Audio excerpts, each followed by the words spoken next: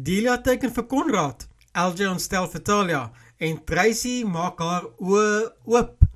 Hier is jou Binnelanders voorskou vir 27 tot 31 Oktober 2025. Hey almal, dis Jacques van TV Praatjies. As jy nuut is, welkom, en as jy 'n intekenaar is, welkom terug. Kom ons spring dadelik weg. Maandag 27 Oktober. Maandag begin met LJ wat al hoe meer seker is, hy het 'n groot fout gemaak deur Talia te verloor. Ad kry skoknuus wanneer Konrad hom groot nuus vertel. En Nicolette is bekommerd oor Tertius gemoedstoestand. Is julle bly LJ is terug en sal julle hom en Talia weer bymekaar wil sien? Laat weet my in die kommentaar. Dinsdag 28 Oktober. Dinsdag bring nuwe gesigte en planne. Konrad stel Johan aan die binnelanders voor.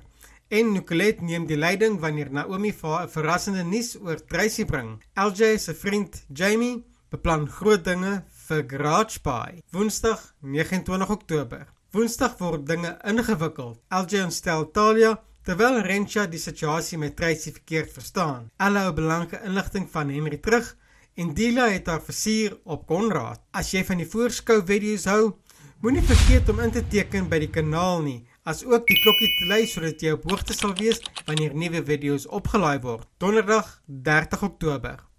Ella wil meer uitvind oor Johan se betrokkenheid by Binneland, terwyl Delia haar oog op Southern Hope gesit het. LJ en Leroux se paaie kruis, dit gaan ongemaklik wees. Vrydag 31 Oktober. Vrydag beloof finale spanning. Henry en Konrad stamp alweer koppe, Delia is op die oorlogspad, en Talia wil nie hê dat Louis van haar en Leroux moet uitvind nie. En as jy dink jy weet alles, Tracy maak skielik haar oë oop. Hierdie is die perfekte afsluiting van 'n week vol drama. Die vraag is, wat gaan Tracy onthou en gaan sy die ou Tracy wees?